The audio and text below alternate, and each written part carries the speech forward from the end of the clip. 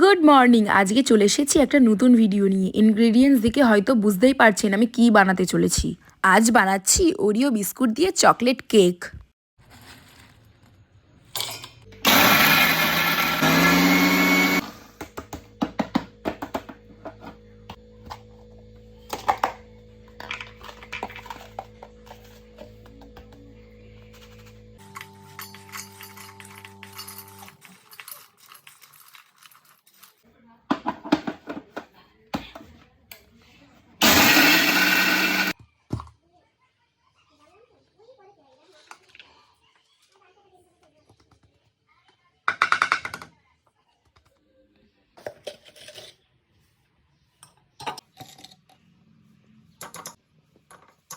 মিক্সারে যে বিস্কুটের গুঁড়োগুলো করলাম ওগুলোকে দুধ দিয়ে ভালো করে মেল্ট করতে হবে এবার।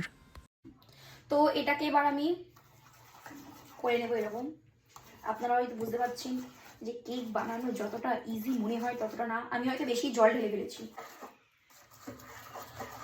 আমি এটা নাড়াবো কি আমি নিজেই নড়ছি।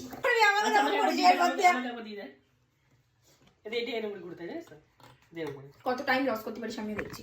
টাইম লস না, আমি একটা ভিডিও করবো, ভিডিও করে চলে যাবো।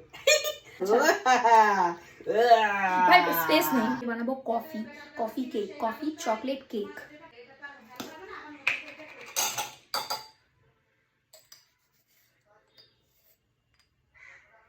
যাতে কফির ফ্লেভারটা থাকে ওই জন্য।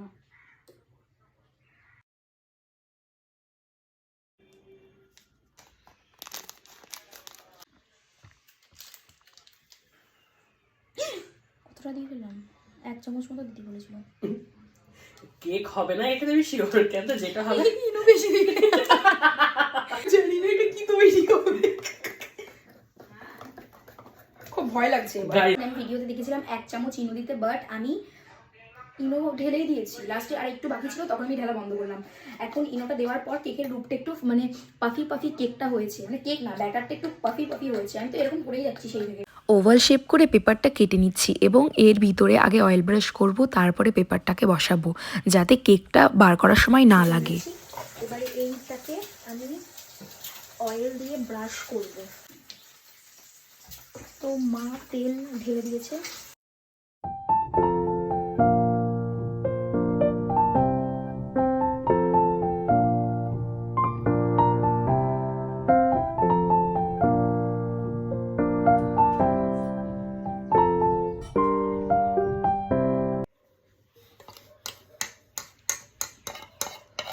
তুই কি নড়লে দিদি?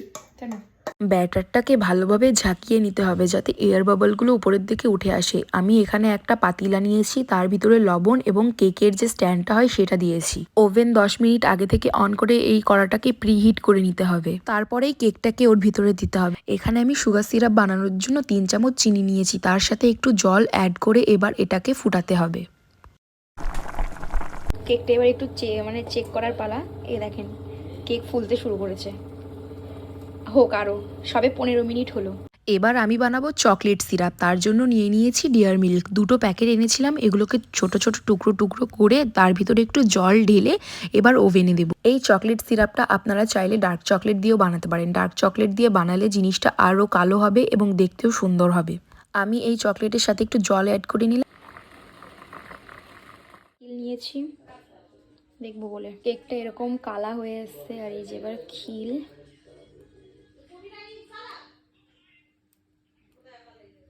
হ্যাঁ প্রায় হয়েই এসছে। গাইস এটা হচ্ছে যে চকলেট সিরাপ, এটা সুগার সিরাপ, আর এটা হচ্ছে যে কেকের ক্রিম। আর কেক বেরিয়ে গেছে। মা বললো কেকটাকে একটু 10 মিনিট ঠান্ডা হতে দে, তো তারপরে আমরা কেকের জিনিসপত্রগুলো করব।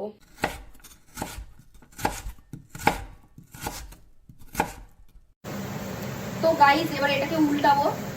মনে হচ্ছে না যে মানে ঠিক হবে, তবুও ঢেলে দিই। ঢেলে গেছে গাইস।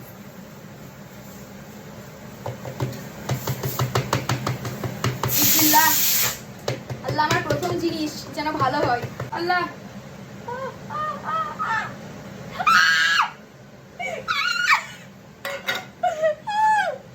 গাইস উল্টা গেছে পুরো। এই দেখেন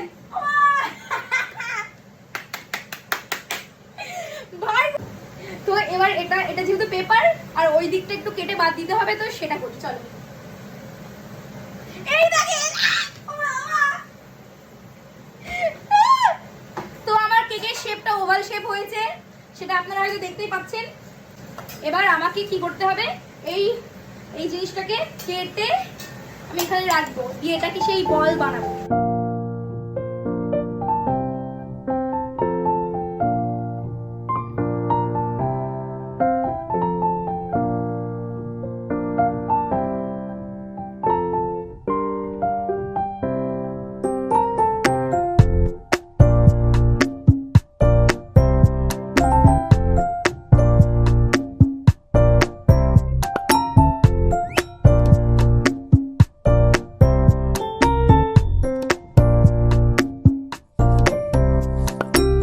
লেপে দিয়েছি, লেবড়া দিয়েছি, লেবড়ে সুদ সুদ করে নিলাম।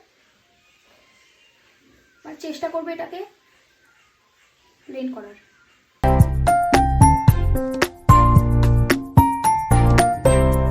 ক্রিমটা লাগানো কমপ্লিট করলাম। এরপরে চকলেট ঢালার পালাতে যে গিয়ে কি করলাম সেটা আপনারা দেখলে হয়তো অবাকই হয়ে যাবেন। দেখেন চকলেটটা গড়িয়ে গড়িয়ে নিচের দিকে পড়তে শুরু করেছে, সেটাকে এবার আমি বাটির ভিতরে ঢাললাম। কেকের উপর থেকে যে জিনিসগুলো আমি কেটেছিলাম সেগুলো দিয়ে এবার একটু বল বানাচ্ছি, ডেকোরেশনের কাজে লাগবে। 5 থেকে 6 ঘন্টা ফ্রিজে কেকটাকে রাখতে হবে। এই যে আমার কেকের ফাইনাল লুক। ডেকোরেশন করার সময় ভিডিও করার কথা একদমই মনে ছিল না। আমি নিজেই বিশ্বাস করতে পারছি না যে কেকের লুকটা এত কিউট হয়েছে। ভাই বলল যেহেতু সুন্দর দেখতে হয়েছে তাই 1K সেলিব্রেট তো আর আমার হয়নি, আমার বানানো কেকেই আমি 1K সেলিব্রেট আজ সেরেই ফেললাম। টেস্টটা কেমন হয়েছে সেটা ভাইয়ের ব্লগেই শুনে নেবেন। বাই বাই, আজকের জন্য এইটুকু। দেখা হচ্ছে পরের ভিডিওর সাথে।